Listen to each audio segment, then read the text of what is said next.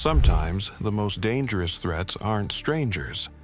They're the kids you see every day in school. Schools feel safe, right? But sometimes the people inside can turn that safety upside down. Today, we're diving into stories where students crossed lines in the chaos they left behind. And I'm going to be the next school of 2018. My goal is at least 20 people. You're all going to. And here it becomes unsettling. February 14th, 2018, Parkland High School in Florida. Beginning like any other, the day's end saw lives lost and the planet unable to look away. 19-year-old Nicholas Cruz came to the school. He carries a gun and a rucksack. His strategy? Kill at least 20 individuals. He moves as though he knew precisely where he was headed. Calm, deliberate, practically casual. Minutes before dismissal, he goes inside. In less than an hour, he leaves 17 students dead and another 17 seriously wounded. Consider only the pandemonium, the yelling, the sirens, and the scent of panic lingering in the air. Teachers and students running, some hiding, some trying to save their friends. No parent ever wants to imagine it. But it doesn't stop there. After the shooting, Cruz just walks out, blending in with the panicked crowd. He buys a soda and grabs some food like nothing happened. That casual detachment is what makes it even harder to process. What's going on? What's going on today, bro? The demons, man. Demons? When police finally catch up with him, he's acting like he hears voices, demons whispering, chaos in his head. But it's all an act, a desperate attempt to claim insanity and dodge full accountability. The officers aren't buying it, and neither is the public. Fast forward to the courtroom. Cruz sits there, refusing to look at the victims, refusing to even acknowledge what he's done. And then, in a moment that makes your stomach drop, a survivor shows their wounds. Every scar, every reminder of that day. He barely reacts. The courtroom is tense, raw, and filled with grief and anger. Can you show it to us? Oh, yeah, for sure.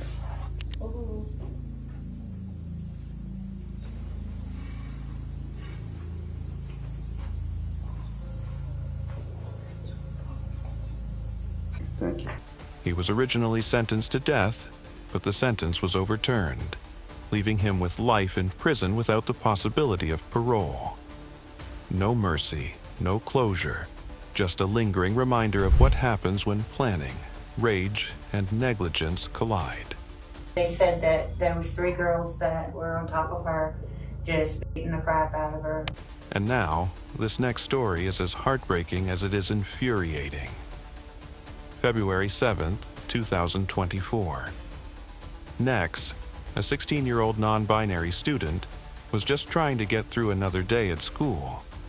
But the halls weren't safe. Repeated bullying had made life unbearable. And on that day, it all exploded. Got jumped. Tell me about it. What happened?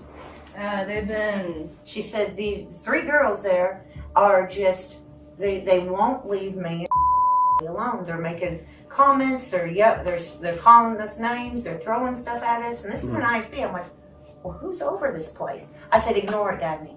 Get above it, just ignore it. Sure. She did until she couldn't in the bathroom. It began in the bathroom. 3 buddies surrounded Nex, mounting on top, physically abusing them. The assault was quick, violent, and terrifying. Nex's mother claims she is seeing her son being beaten out of nowhere, and one can almost feel her terror just hearing it. Astonishingly, the school first declined to contact the authorities, even with the seriousness of the wounds. They treated it like a little fight, thereby missing the weight of what had just transpired. The times leading up to the attack are almost hallucinogenic. Nex had poured water on the bullies, an act of defense or maybe frustration, but it was enough to trigger a violent response. Grabbing hair, the girls pulled at their legs and pushed Nex to the floor.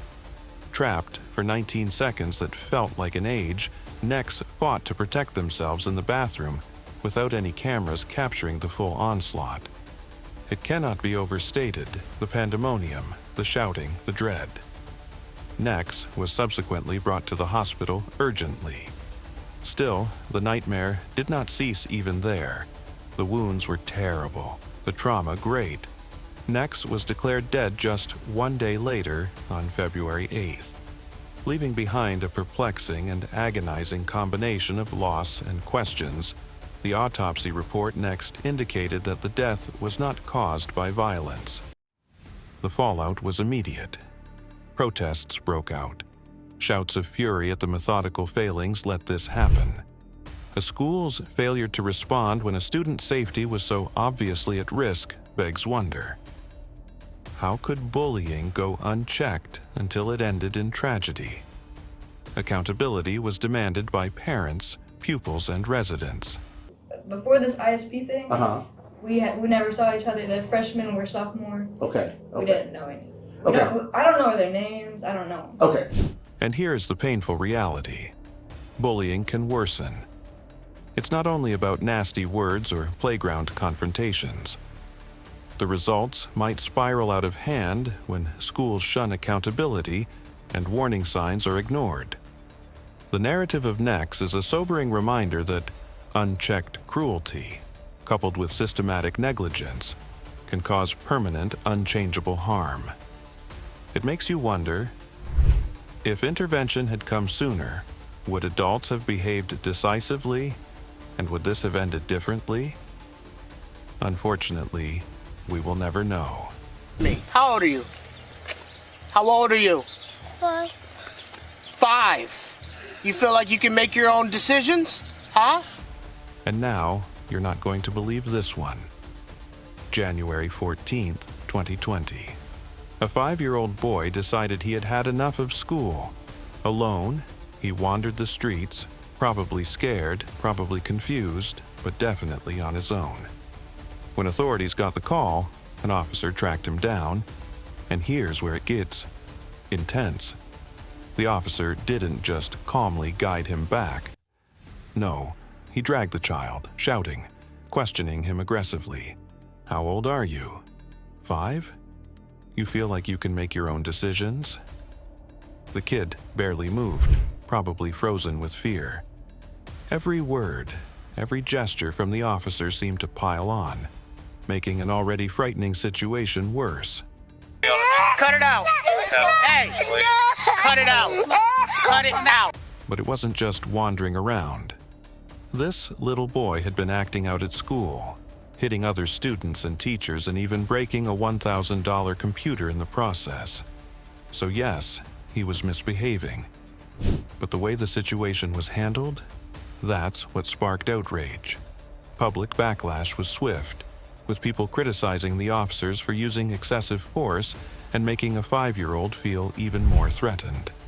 When his mother arrived, the story didn't get any easier. She witnessed the way the officers treated her child and immediately filed a lawsuit, seeking accountability for what happened.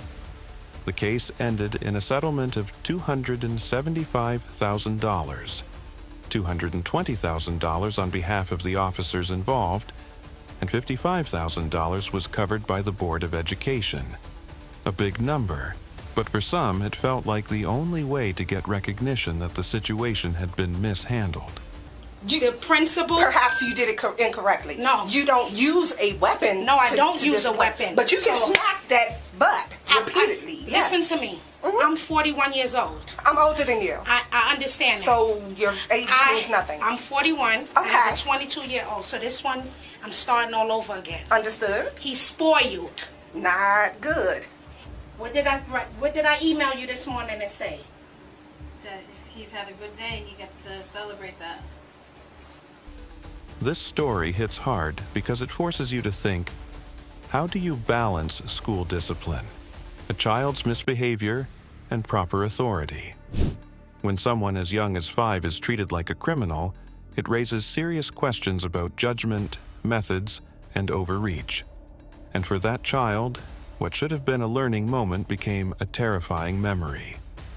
It makes you ask yourself, what would you have done if you were in that officer's shoes?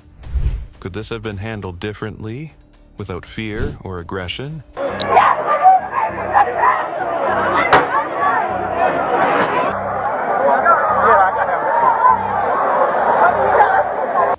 And just when you think school chaos couldn't get any stranger, it does. Picture a normal day in the cafeteria, kids chatting, trays clattering, and then suddenly, a fight breaks out. Nothing huge, just two students squaring off, but in the chaos, things escalate fast. You better chill. You better chill the out. You understand me? You ready to chill? You're gonna. Calm down. An officer steps in to break it up, trying to restore order. But the situation takes a tense turn almost immediately. One of the students claims the officer's intervention left scratches on their face. You can imagine the disbelief. Was this a minor scuffle? Or did the authority meant to stop violence make it worse? The pupil is subsequently brought to the police station for interrogation. They first reject to speak, silent and wary, probably terrified of getting in even greater trouble. The tension in that chamber must have been dense, a blend of bewilderment, dread, and rage. Meanwhile, the officer denies hurting anyone and claims they adhered to all CCSD police procedures. It's a traditional conflict of power against perspective. What appears like enforcement to one can seem like overreach to another. Eventually, the student's punishment is undisclosed, leaving everyone guessing about the consequences. For the public watching, it's a window into how even minor altercations in schools can spiral when authority and discipline collide. A small argument or scuffle isn't always simple. It can turn into a story of accusations, investigations, and lingering doubts about fairness. It hurt everywhere, like. Who is it? Your whole face? I don't actually see any scratches. And it makes one wonder, how should power intervene? Stopping a fight without making someone feel victimized by the very person intended to protect them. School discipline can have major effects even in the smallest instances, and sometimes the line between safety and overreach is razor thin. Examining all these narratives together reveals a definite trend. Abusing authority turns schools into hazardous environments, whether by bullying, violence, or misbehavior. And school personnel's replies were inconsistent, sluggish, or insufficient time and again, occasionally making circumstances worse. Parents or authorities intervening can help, but too frequently it arrives after the damage is done. From Nicholas Cruz's premeditated violence to Nex's tragic assault, and even the runaway 5-year-old or minor lunchroom scuffles, the effects are real: trauma, death, legal settlements, and disciplinary actions. The main lesson: power abused in schools finally results in panic, and legal or social responsibility is unavoidable. Though they might be designed to be safe, human behavior might flip schools upside down. School isn't always safe, and bullies or dangerous students can be caught, but only if we stay aware and act quickly. Even small acts of cruelty can spiral into life-changing consequences. So, what's your take on this? Drop it in the comments, and if you enjoyed this, hit like and subscribe for more.